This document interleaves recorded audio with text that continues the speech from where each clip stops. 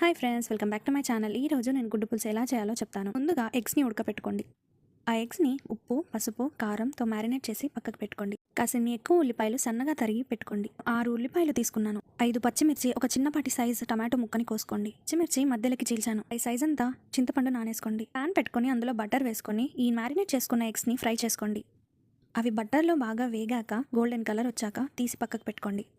Eggs బటర్లో బాగా వేగాక అందులోనే కొంచెం ఆయిల్ వేసుకొని సన్నగా తురిమిన ఉల్లిపాయలు వేసుకోండి.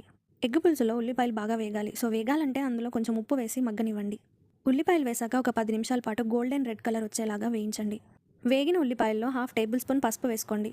పసుపు పచ్చివాసన పోయేదాకా వేగనివ్వండి. ఆ తర్వాత కోసుకున్న పచ్చిమిరపకాయలు అందులో వేసుకోండి. అది మగ్గాక చిన్నపాటి సైజు కోసుకున్న టమాటాను అందులో వేసుకోండి. అది అలా మగ్గాక మనం అల్లం వెల్లిపాయల పేస్ట్ వేసుకోవాలి. జనరల్గా ఎగ్ పులుసుకి టమాటా లేకుండా కూడా చేసుకోవచ్చు, కానీ ఒక చిన్న సైజ్ నేను టమాటా యాడ్ చేశాను. చింతపండు అంతగా పుల్లలేదు. సో ఇప్పుడు ఇందులో కారం, ధనియాల పొడి, జీలకర్ర పొడి వేసుకొని మనం పక్కకు పెట్టుకున్న చింతపండు చారు ఇందులో వేసుకోవాలి. అన్నీ వేసాక దాన్ని స్లో ఫ్లేమ్లో మగ్గనివ్వాలి. ఇప్పుడు వేయించిన ఎగ్స్ని తీసి ఇందులో కలపాలి. ఇలా హై ఫ్లేమ్లో ఉడికాక ఆయిల్ అంతా పైకి తేలుతుంది అనిపించినప్పుడు మనం కొత్తిమీరని యాడ్ చేసుకోవాలి. ఇప్పుడు మూత పెట్టి 10 నిమిషాల తర్వాత తీస్తే ఎగ్ పులుసు రెడీ.